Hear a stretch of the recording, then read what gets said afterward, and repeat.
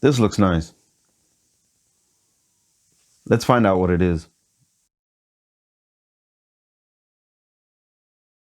What's up, Airsofters? Jokerface the Airsoft Noob here, and I am going to be presenting the A&K Spec Ops with Begadi Core inside. Seriously like this one.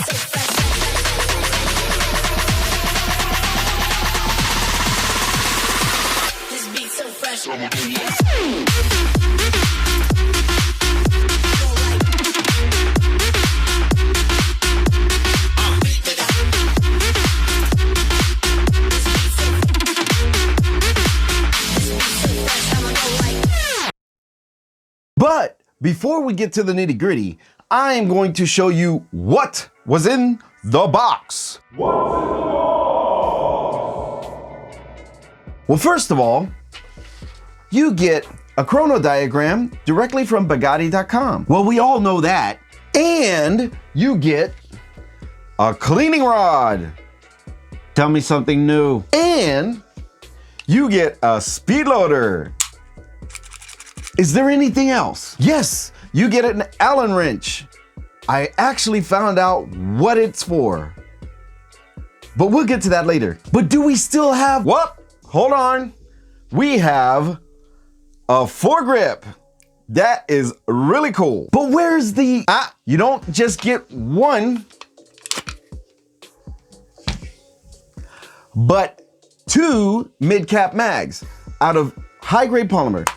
Really nice. But does it have the, is that no instruction manual? That's kind of a bummer. This is the A&K Spec Ops with Begadi Core inside. It is all black. There is no other version of it, but there is one other version that you can get. It is the version for 20 bucks more. You can get the max speed trigger, which is pretty cool, but you know, they already have it in there, so you don't have to actually put it in there. So I'd pay the extra 20 bucks if you really want it. This rifle is an almost full metal construction. The silencer, the outer barrel, the handguard, upper, lower, the trigger guard, the tubing, and the sights are all made out of metal. The pistol grip and the stock are both made out of polymer. And no, the sight does not come with it. I just put it on there for looks. Let's move along. The A&K Spec Ops with Begadi Core in it runs at about 359 euros. You can also get an upgraded version, which is not very much upgraded. All you have is an extra max speed trigger for 20 bucks more. Now let's see if this rifle holds up to its price. The A&K Spec Ops has a length of 760 millimeters and can be extended to 840 millimeters and has a weight of about 3,060 grams, which is about 3 kilograms. This rifle has a velocity of 400 to 400 FPS, which is an energy value of about 1.5 to 1.6 joules, measuring with 0.2 gram BBs. I did do a chrono test. Let's see what I got.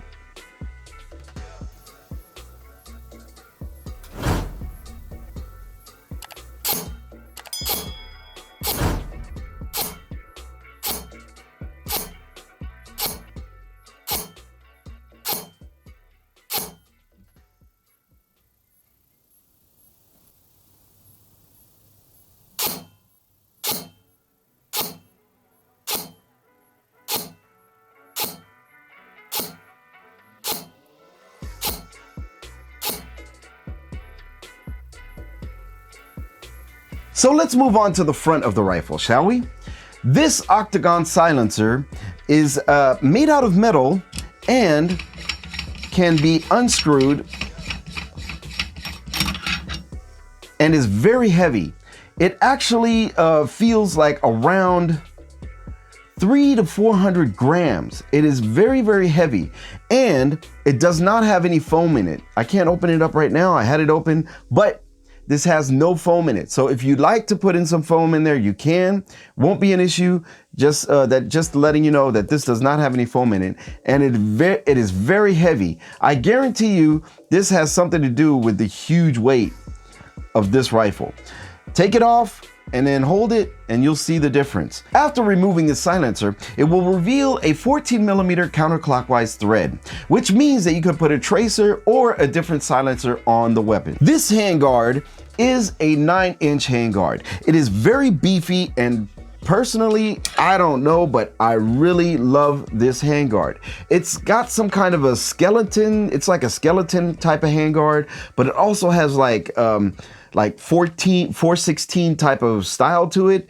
It's got a mixture of something, but it really feels good, and it's awesome, robust, and doesn't move or anything. It's really cool. The outer barrel, as you can see on the inside, maybe, is just a standard outer barrel. There is no basically mock gas tubing or anything in there. So yeah, so don't be surprised if you don't see anything.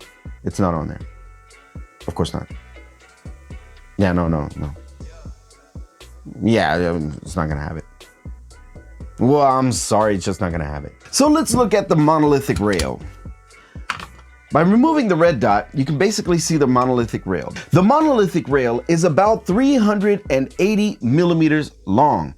The only thing I do not like about this situation is that this right here has a height difference. And it's not a small height difference, and it also feels thicker here, and it gets kind of narrow here. It feels like this is like more 21-ish or 2-ish millimeters, and this is like more like 20-ish, 21-ish, I don't know. But you could tell that there is definitely a difference. That, I think, is kind of a bummer, but I don't know how this would actually, if I would try to put this on here. Yeah, so there you have it.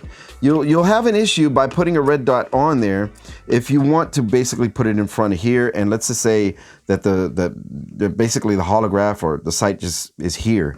I don't know, but you will have to definitely put it back. There it clicks in, no problem. But as soon as you put it in front to where, okay, that'll click in, but as soon as you get to there, it's not happening. The sights on the A&K are really, really cool. I think they're really cool because, I don't know, it's just very sturdy. They're made out of metal, and they're very simple but effective.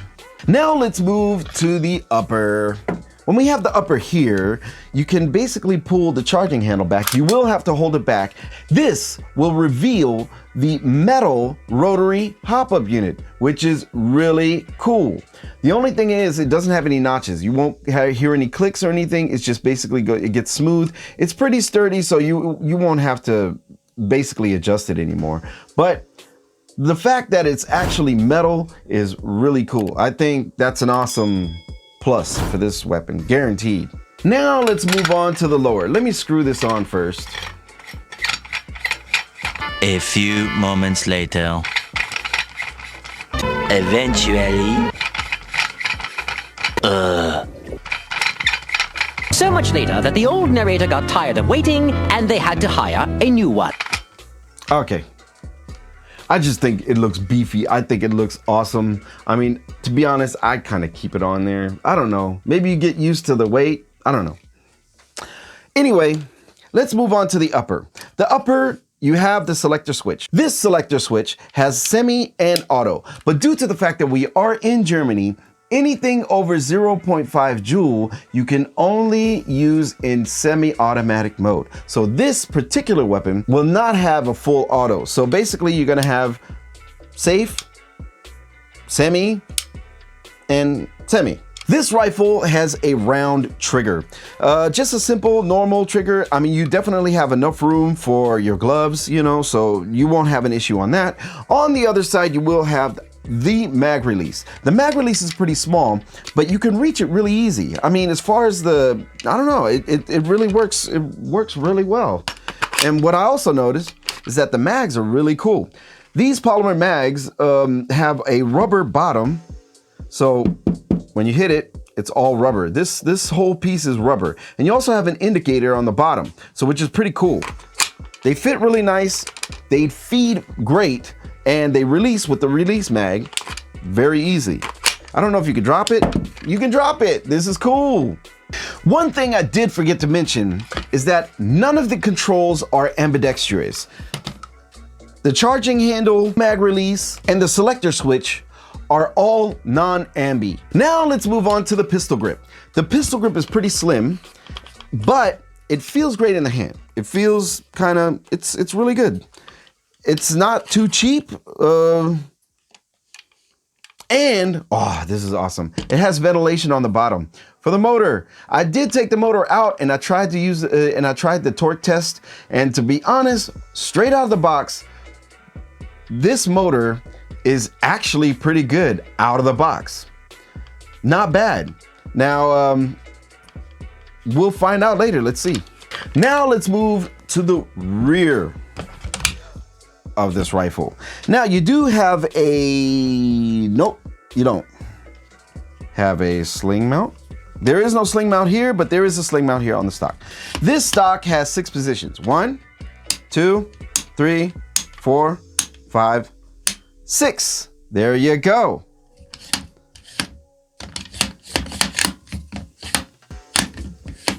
One thing I do not like about this is that the battery space is very, very limited. And another thing is that you will always have to have some kind of tool to take this stock off, because this spring, either you have to change this spring right here, or you're gonna have to, I don't know, let me do this like this. Maybe I can show it through here. So what you need to do is you need to push down the stock lever. You kind of have to hold this pin with a tool and then push it back up. And then somehow, let me see if I can do it now. Push it and then pull it out. Other than that, you will not be able to basically pull it down like you usually do. For some reason, this is like way too tight. So you might want to need to get a different stock. But definitely looking at the battery space, it is very limited. You do have a Dean's connector, by the way. That is a very big plus, which I think is really, really cool. Dean's connector with the Begadi Core, and that is awesome. The only thing is that you do not have any battery space, so you have to kind of pull the wires down. Insert the battery. Battery sticks out just a little bit. Basically put on, connect everything. Kind of put the wiring like this. Put the stock back on. Let me see. That's kind of okay. That can happen with anybody. Yes, yes. Kind of put the, oh my gosh. Oh my gosh. Okay. Now let's try it. Put this in here. Like this. There you go. You will not be able to, what the heck? Okay. Okay. So you will not be able to put the stock on. What you're gonna have to do is you're gonna have to, let me try to go over here, push this down, take the tool, push the lever back up, put it down like this again, and then try to budge it in there. Ah, this is ridiculous. Opening up. So push this down, hold this pin, put it up, push it back up, and then somehow push it back down like this. And then, I got to do it through here. This is ridiculous.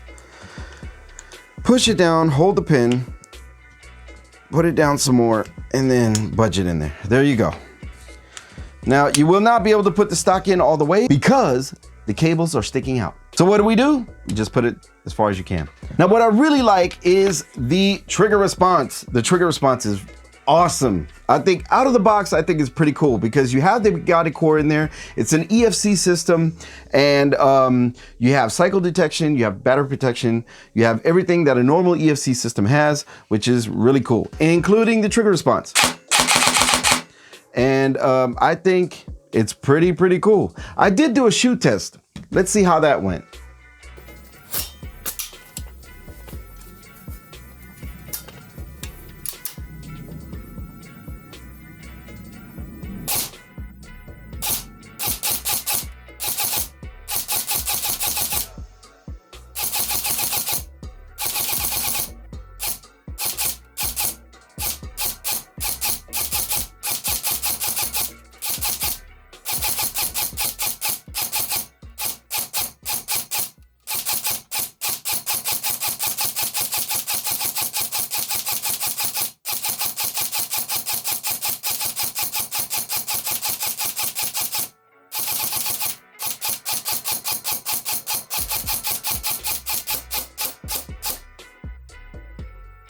Now, let's move on to the internals, shall we? This rifle has a brass precision inner barrel with a length of 285 millimeters. Connected to the brass inner barrel is a metal rotary hop-up unit, which is really cool. I think a metal rotary hop-up unit is just awesome. In the hop-up unit, you do have a standard nub and a standard bucking. The A&K Spec Ops sports a standard version 2 gearbox in it. It has steel gears and has 8mm bearings. It has ventilated piston head, piston with full teeth, an aluminum nozzle with O-ring, and what I think is really cool, the steel cylinder is a full cylinder. The sector gear only has 13 teeth, which is actually really cool because you do have a full cylinder and it basically matches the length of the inner barrel. So you won't be pushing too little nor too much air through the inner barrel. The standard version 2 gearbox in this rifle does have a quick change spring system, which is also really awesome and kind of expected by that price point. And the heart and soul, let me put this away, of this rifle is that you have the Begadi Core EFC system.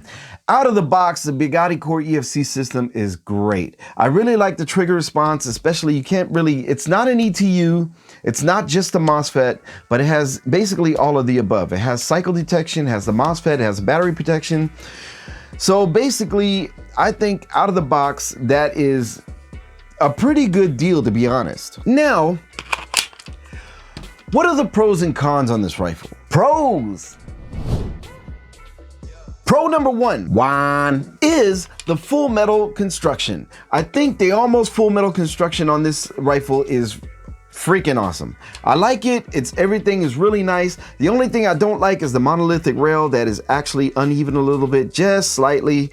But that's something that you might be able to even look over. Pro number 2 is the silencer design. I think the silencer design is, I think it's awesome. I think it just looks nice and beefy and I don't know. I like this design. It's just something I really like. Pro number 3 is the high torque motor. I think the torque on this motor out of the box is actually pretty decent.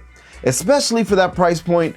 I'm definitely positively surprised that this motor has so much torque. I haven't seen that very much, but I really like it. That's pretty cool. Pro number 4 is the trigger response.